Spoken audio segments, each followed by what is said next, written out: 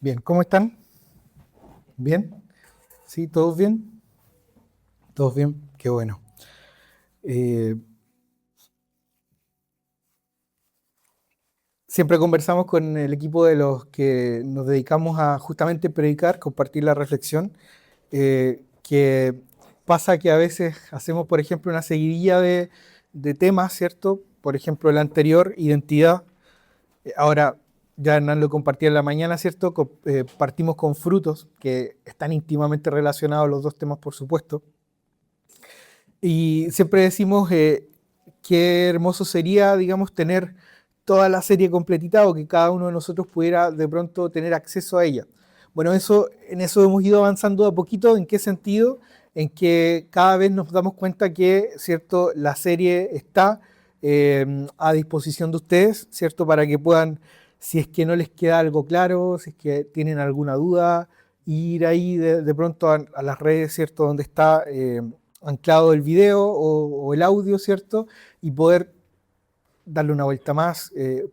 Si en algún momento tienen alguna duda, acercarse a uno de nosotros, ¿cierto? Si no sabemos la respuesta, la vamos a buscar, pero de alguna forma también vamos a salir adelante en ello.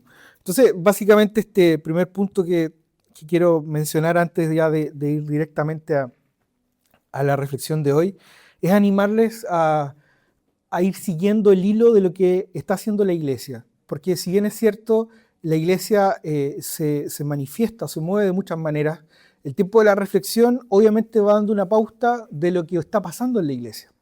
Entonces, si ustedes quieren tener esa certeza también y de pronto ir entendiendo qué es lo que está pasando internamente en la iglesia o cuál es la dirección que estamos tomando también en este tiempo, consulte las reflexiones, vaya a las predicaciones y también escuche, ¿cierto?, desde ahí qué es lo que el Señor nos ha ido compartiendo a nosotros también en este tiempo. Hoy día vemos una nueva serie, ¿cierto? Y la serie se llama Fruto. Ya compartí, Hernán, al comienzo, ¿cierto?, una especie de introducción, así que no me voy a detener más ahí, pero hoy día como primera sesión o como primer tiempo de reflexión, quiero compartirles con mucha, de pronto, emoción, que voy a hablar de algo que muchas veces he compartido, pero que de pronto en conexión con la serie anterior, para mí en este tiempo también está teniendo un sabor o una intención también en el corazón distinta, mucho más compleja, mucho más profunda de pronto, pero por lo mismo, ¿cierto? También me encanta saber, ¿cierto?, que el Señor nos quiere eh, eh, enseñar, motivar, ¿cierto?, corregir, ¿por qué no decirlo? Obviamente, a, a mirar hacia Él, a volver de pronto a ese contacto vital. Hoy día vamos a hablar específicamente de Juan, el Evangelio según Juan, ¿cierto? Capítulo 15, versos 1 y 2. Y he titulado este tiempo Contacto Vital porque si ustedes ven el texto, el Señor le dice, ¿cierto?, a las personas con las que Él está en ese momento, yo soy la vid verdadera. Yo no sé si alguno de ustedes tiene la oportunidad de haber plantado muchas veces algo o haber hecho injertos. ¿Alguno de ustedes lo ha vivido?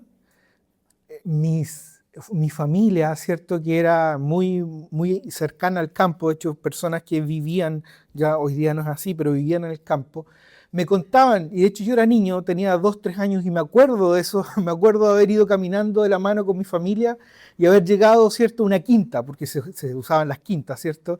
Y en la quinta que habían una cantidad, y gracias, qué bendición haber conocido eso, ¿cierto?, una cantidad gigantesca de árboles. Para mí, como niño, 15, 20 árboles era algo impresionante. Entonces, árboles de todo tipo, distintos tipos de manzanos, ciruelos, perales, guindos, ciertos cerezos y un montón de árboles.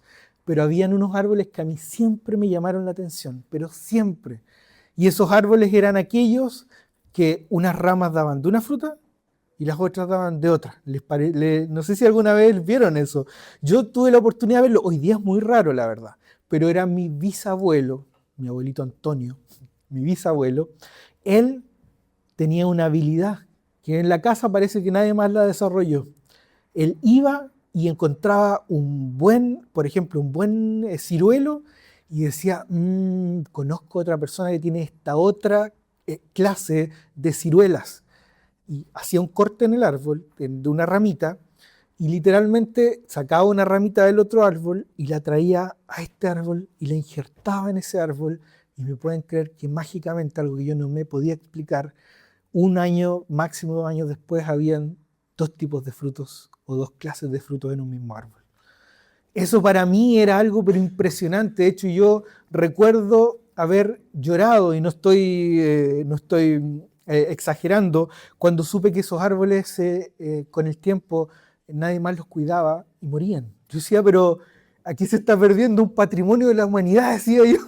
¿Cómo puede ser posible algo tan maravilloso que se pierda? El punto es que, y por qué estoy conectando esta historia que es verídica en mi vida, parte de mi infancia, porque básicamente esta ramita que traía del otro árbol, ¿cierto? Que cortaba el árbol y la injertaba en el árbol, en el ciruelo grande, adulto, literal, y eso es lo que para mí no tenía explicación, ¿cierto? Literal empezaba a consumir de la vida, de la savia de este árbol grande. Y por eso es que tenía vida, porque lógicamente al ser cortada había quedado desprotegida, había quedado sin la energía vital, sin ese contacto vital. Cuando Jesús se acerca en un tiempo muy especial, porque por favor no olvidemos el contexto que está alrededor de Juan 15, es un contexto especial donde el Señor, previo o circundando el tiempo, ¿cierto?, de la cena, el tiempo de la muerte, el tiempo en el que Él ya sabía que se habían cumplido muchas, ¿cierto?, de los momentos necesarios para que Él finalmente viva, ¿cierto?, la muerte y resurrección. El Señor se acerca a sus discípulos, a la gente que estuvo con Él mucho tiempo, y le dice: yo soy la vid verdadera. Quiero desde ya comenzar a mencionar que Él no le dice esto a desconocidos. Él le dice: yo soy la vid verdadera a aquellos de los cuales conocía sus debilidades, aquellos de los cuales conocía cuáles eran los problemas con los que luchaban, aquellos con los cuales él había pasado por lo menos años de su vida, ¿cierto? Y ya entendía y ya sabía cuáles eran las problemáticas con las que vivían. En otras palabras, él le dice: yo soy la vid verdadera, no a desconocidos, sino que a personas que sabía él que iban a necesitar justamente entender el concepto de una vid, justamente de donde brotaba la savia, de donde ellos obtenían, ¿cierto?, este contacto vital. En otras palabras, y cerrando esta idea, en lo que el Señor les dice a sus discípulos es: si ustedes dejan de tener una conexión conmigo, en realidad en sus vidas no va a existir el fruto, no va a existir una consecuencia obvia, no va a existir una consecuencia lógica, que es justamente vivir una vida que da fruto.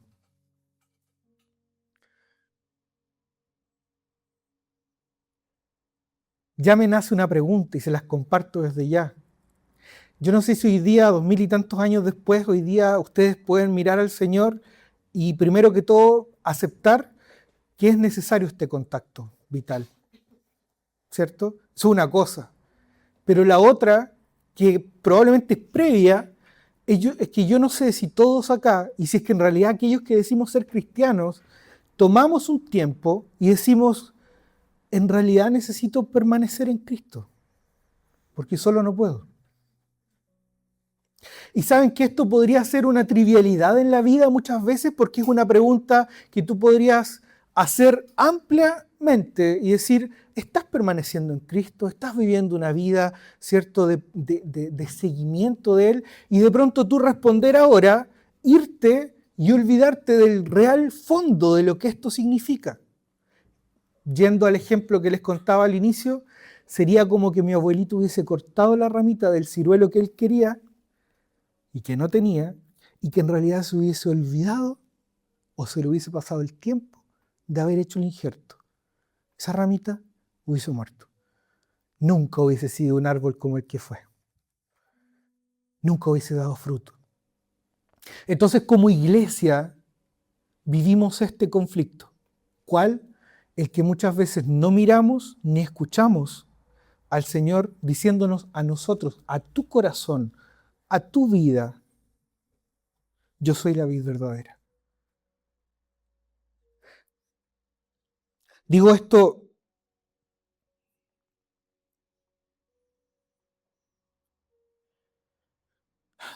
porque cuando el Señor les dice esto a sus discípulos, se los dice entendiendo que cuando Él ya no estuviera, ellos literalmente iban a pasar por una cantidad de situaciones, queridos, que están documentadas o escritas o el relato bíblico nos muestra, ¿cierto? Es como una gran dispersión de ellos, ¿cierto? Algunos lo niegan, y ahí tenemos, ¿cierto? Yo sé que digo negar y ustedes al tiro se recuerdan de uno en especial.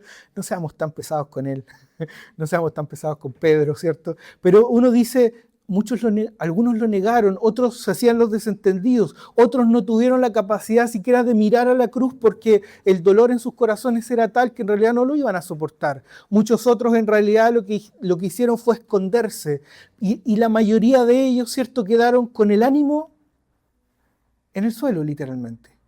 Quedaron muy mal, porque aquel que era el Mesías, aquel que era el que iba a salvar sus vidas, había sido arrestado, había sido condenado, castigado, lo habían asesinado. Y ellos quedaron mirándose y no sabían qué pasaba. No entendían. Por favor, tengan un poco de misericordia con ellos. Recuerden ese momento y no hablemos mal de los discípulos todavía, no es necesario, ¿cierto? O sea, haber pasado, haber experimentado eso fue terrible. Y el Señor, tiempo antes, les dice, yo soy la vid verdadera. Porque finalmente lo que el Señor les está transmitiendo es que si lo conocemos a Él, si ellos lo conocían, si ellos permanecían en qué, más adelante el texto lo dice y a medida avanza la serie lo vamos a ir estudiando, pero si ellos permanecían en lo que habían escuchado, en lo que habían visto, en lo que conocían acerca de Dios a través de la persona de Jesús, en realidad iban a seguir estando injertos en esa vid. Iban a seguir recibiendo savia, vida directa, sin intermediarios, y sus vidas, adivinen qué, iban a dar fruto.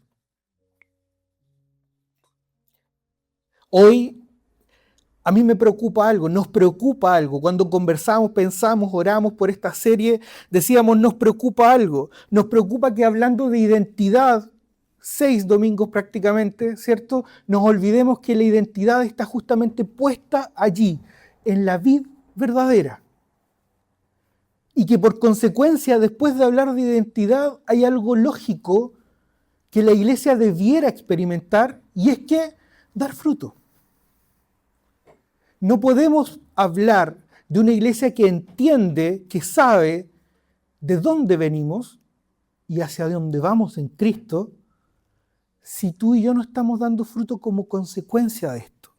Entonces, hoy día podría parecer opcional, podríamos nosotros estar obviando la idea de ser discipulados en las enseñanzas del Señor.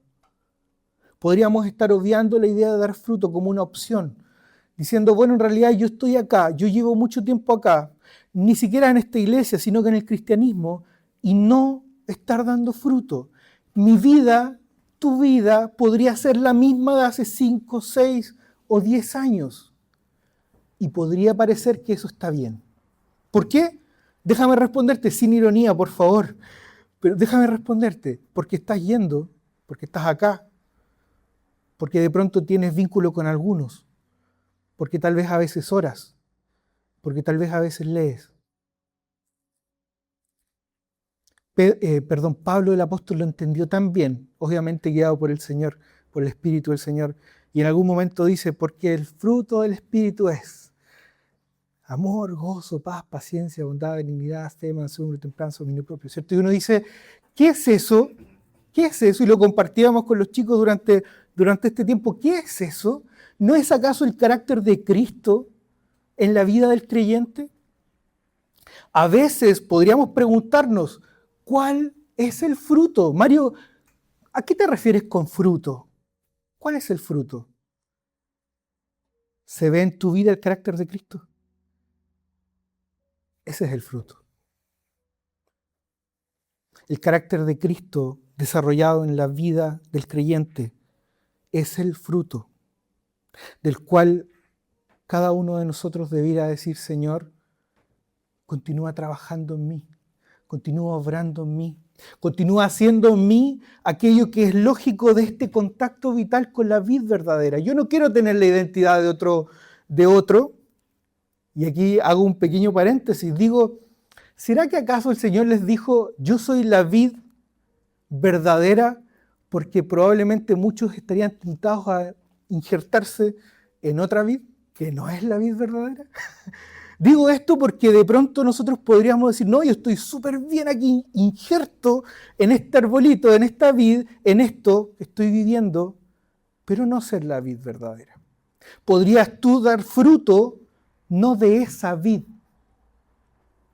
Podrías tu vida estar fructificando, lamentablemente, no de la vid verdadera. Y desde ahí me pasé, querida, al primer punto ya, perdón, no lo mencioné, pero me pasé al primer punto y digo hace un rato, no te preocupes, no te preocupes. Digo, yo soy la vid verdadera, dice el Señor. Parte el texto diciendo: yo soy la vid verdadera.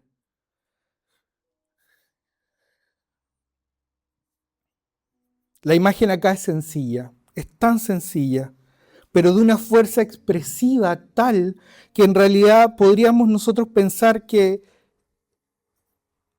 bueno, Él es, todos asumir y comprender que Él es la vid, pero en nuestra vida estar literalmente injertos en otro lado.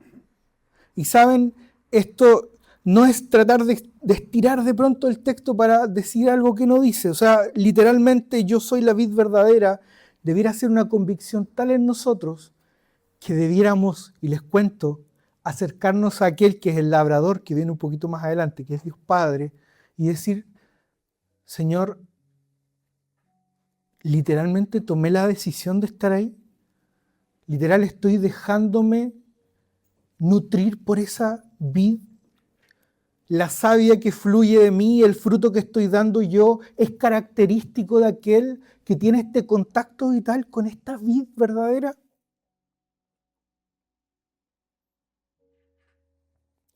Lo cierto, iglesia, y dentro de ese espíritu crítico que nos caracteriza también lo digo, con mucho amor y con mucho respeto hacia la iglesia en general, pero lo cierto es que hoy día nosotros nos encontramos y nos enfrentamos con personas que dicen ser cristianas,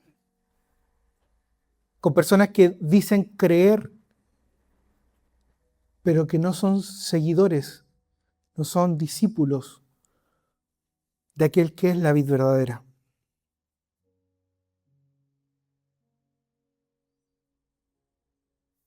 El Señor permanece hoy día operante y activo en la iglesia. ¿Y esto podría ser obvio? Sí. Pero la iglesia debe dar fruto de lo que eso significa. No podemos nosotros ponernos en una perspectiva distinta a la perspectiva que nos debe dar esta imagen, la imagen de ti y de mí, de todos nosotros, injertos en esa vid. Si el problema acá ocurre cuando tú crees estar ahí y cuando contrastas esa creencia con la evidencia en tu vida y tienes dos opciones: aceptar que necesitas tomar una decisión o seguir clamando y pidiendo para que el Señor continúe transformándote. Podrías tú hoy día decir: no, si yo soy hijo, soy hija de Dios hace tantos años. Hermano, querido, querida, yo no estoy aquí para enjuiciar tus frutos. No es ese nuestro objetivo. Mínimamente el objetivo hoy día es acercarte a una idea que pocas veces, por lo incómoda que es, nos acercamos.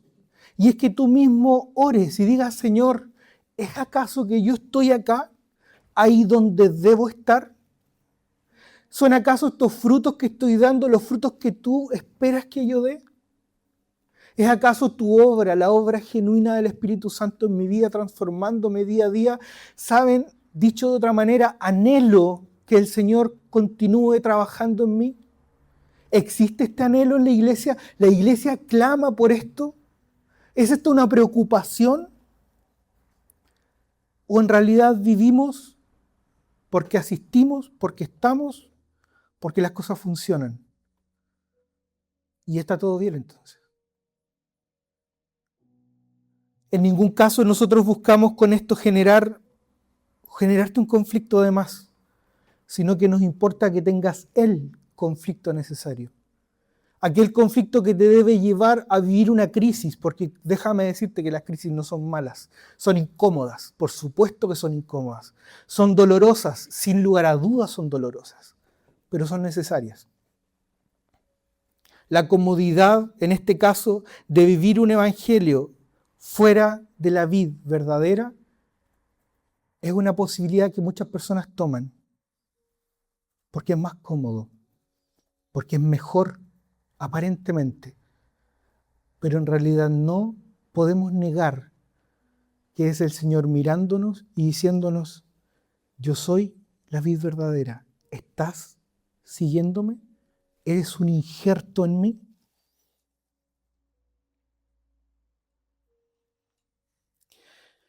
El segundo punto habla acerca de la dependencia del Padre.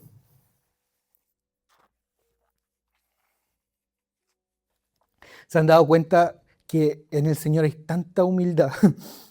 Es tan fuerte la humildad de Él que Él mismo se acerca a su Padre como un ejemplo de lo que tú y yo debiéramos hacer. Él dice, de hecho el texto lo menciona: yo soy la vid verdadera y mi Padre es el labrador.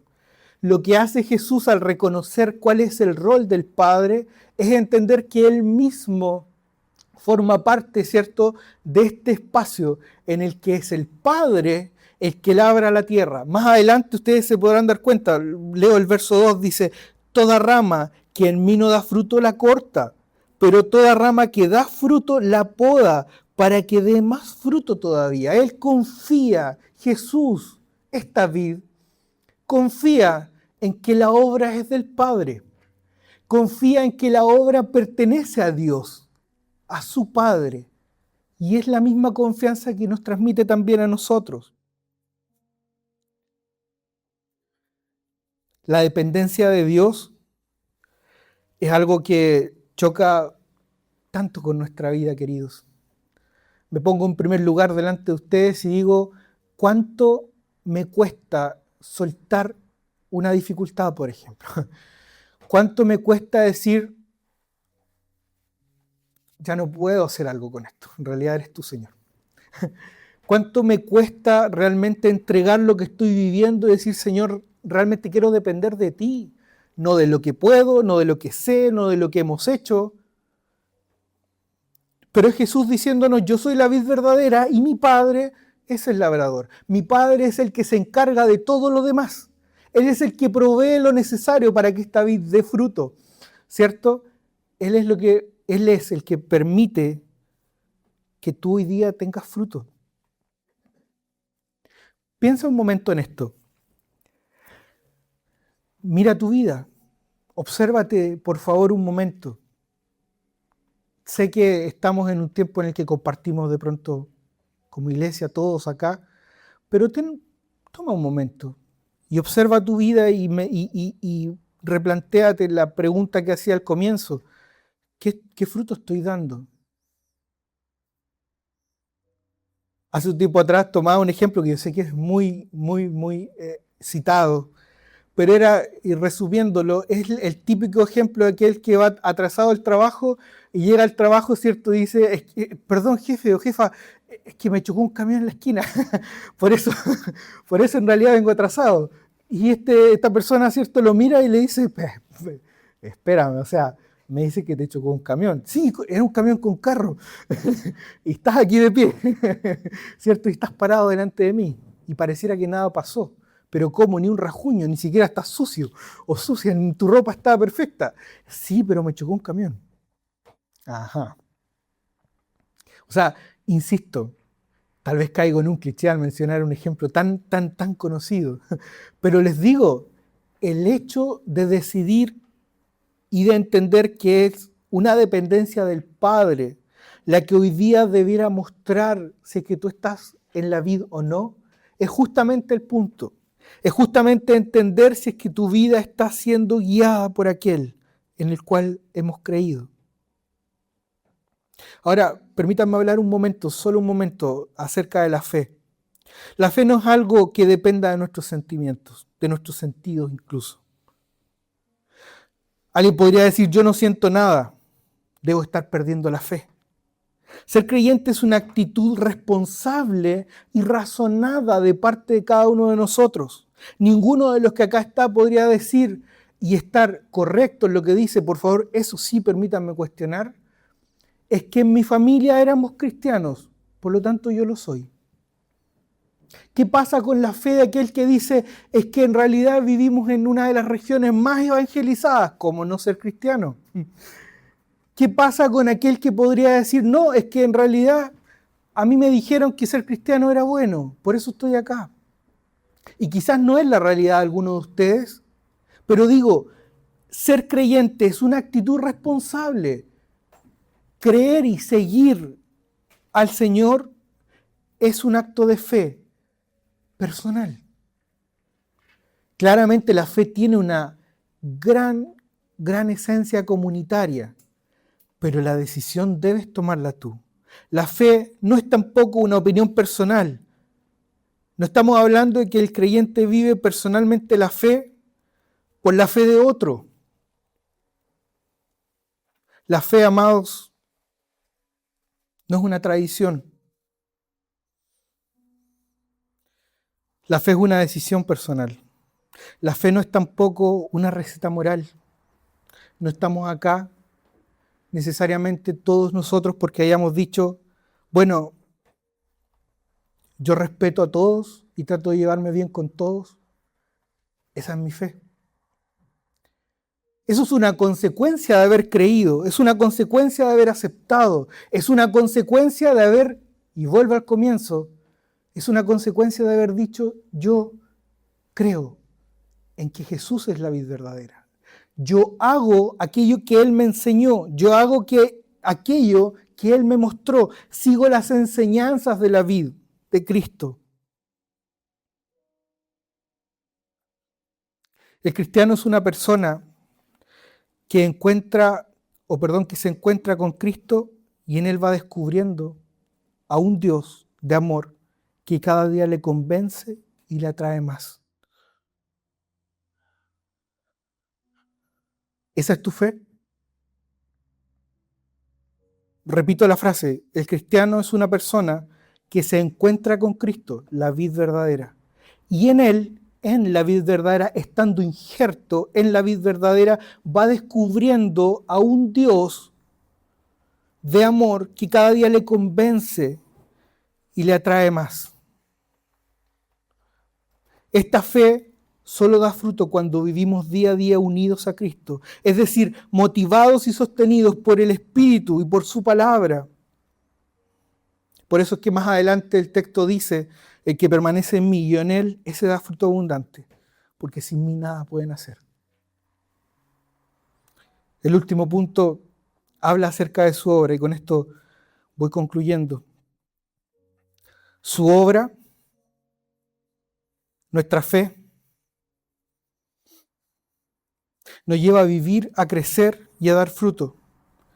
Y saben, acá el texto dice algo que es muy duro y quiero mencionarlo, por supuesto. Juan 15:2 dice, toda rama que en mí no da fruto la corta. Y yo me quedo pensando en esto y digo, wow, qué duro, qué fuerte. De hecho, esto es lamentablemente tergiversado de muchas maneras. De acá, no me voy a mostrar a hablar de eso ahora, pero de acá se usa, ¿cierto?, para hablar acerca de salvación y muchas otras cosas, ¿cierto?, que son obviamente alusivas a lo que uno podría entender del texto. Pero piensen en esto un momento. ¿Cuál fue la decisión de Judas frente a la presión que estaban poniendo los líderes de la iglesia, ¿cierto?, o los líderes religiosos de ese tiempo?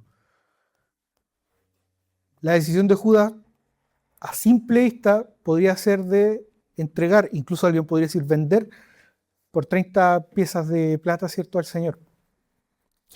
Y curiosamente Jesús dice esto antes de que todo eso pase.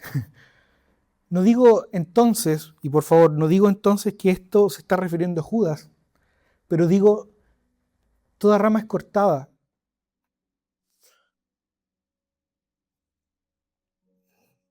No por decisión del Padre es cortada necesariamente. Hay una decisión de la persona que se enfrenta a la vid y dice, no es lo que quiero. No es lo que quiero. No es lo que voy a decidir. No es lo que estoy dispuesto a vivir. Es fuerte ver esto así, porque en realidad sí la decisión de, comillas, ser cortado o cortada queda en aquel que decide seguir o no seguir a Cristo. Queda en aquel que decide tomar o no tomar la cruz y continuar siendo discípulo o discípula del Señor. Si bien es cierto, toda rama que en mí no da fruto la corta el labrador, debemos entender que no da fruto no porque la vid haya decidido dejar de entregar savia a esa rama, sino porque esa rama en algún momento dijo, no es el lugar donde decido estar, no es a quien decido seguir, no es este amor el que yo quiero corresponder, no es esta la vida que quiero vivir. Y lamentablemente, sí, esa rama es cortada. Hay una continuación en el texto y dice, pero toda rama que da fruto la poda. Y el contraste es tremendo, para que dé más fruto todavía. Iglesia, el gran desafío de este tiempo es entender que debemos permanecer en Jesús. Permanecer en Jesús y asumir que es su obra en nuestra vida es probablemente una de las grandes decisiones conscientes que debes tomar. No puedes pensar que el fruto va a llegar como obra de lo que ocurra sin que tú tomes las decisiones que debes tomar. Si hoy día tú dices, ¿sabes qué? Llevo tiempo y no estoy dando el fruto que yo debiera, te invito a conversarlo, te invito a orar eso, te invito a contrastar con la Escritura y ver si es que en realidad tu vida está dando el fruto que la Biblia nos muestra que debe dar un cristiano. Pero por sobre todo te invito a rendirte frente al Señor y decir, Señor, tal vez no estoy permaneciendo, tal vez no he entendido que tú eres la vid verdadera, tal vez estoy más acostumbrada, porque en realidad eso es lo más fácil, acostumbrado o acostumbrado a tomar mis propias decisiones y seguir según mi propia lógica de vida y no tomarte en cuenta. Cuando repito lo que dice el texto, habla acerca de que poda, y esto tiene relación con lo que decía hace un rato. ¿Quién de nosotros quiere vivir una crisis? Pero les invito a entender que en realidad si dices ser cristiana o cristiano, ser podado también es parte de esto. No puedes tú pensar que si eres cristiano, hija o hija del Señor, en realidad nunca va a haber un momento en el que se te corrija en la vida. Debe existir eso. Debe existir un momento en el que te des cuenta, ¿cierto? Y yo estoy pensando todo el rato en un arbolito, pero esta rama está creciendo mucho hacia allá, se va a desganchar en algún momento, podrían decir los antiguos, hay que cortarla para que crezca hacia este otro lado. Esa poda, ese proceso que el labrador hace, o sea, que Dios Padre lleva a cabo en la vida del creyente, es un proceso que debemos asumir como normal.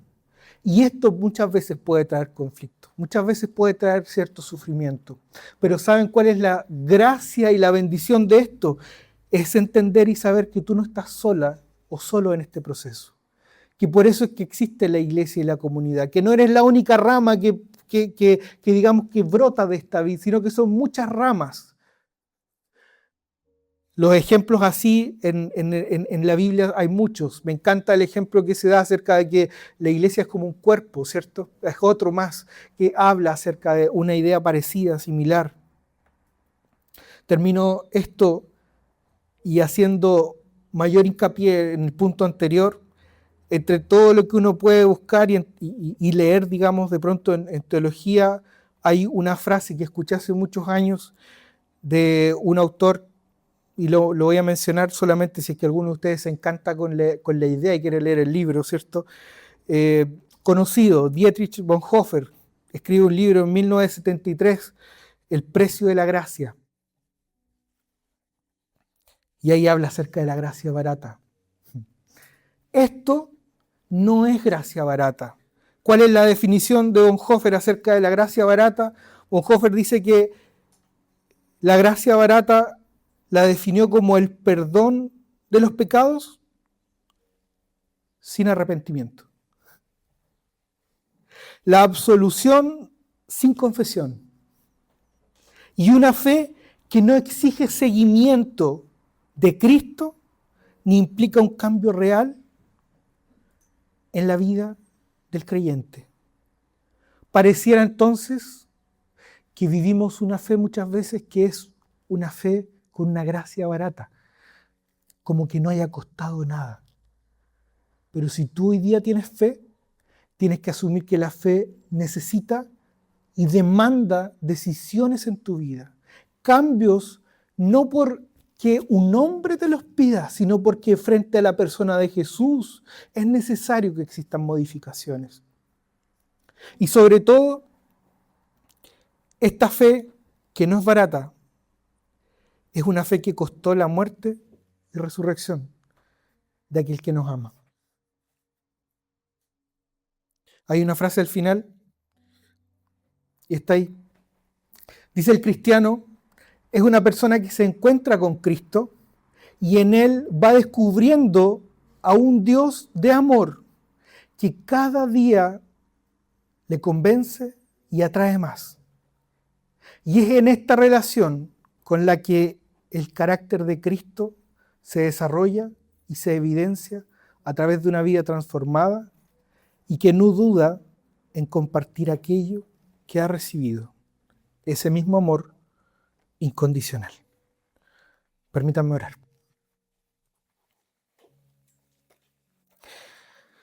Amado Señor, gracias porque al acercarnos, Señor, a la idea de esta parábola, Señor, tan profunda, tan llena, Señor, de significados, también podemos pensar y analizar nuestra vida, Señor. Creo que cada uno de nosotros tiene la oportunidad y debe, Señor, enfrentarse también a esto, a mirar el corazón, a mirar la vida, Señor, frente a ti. De hecho, como iglesia, Señor, acompáñanos.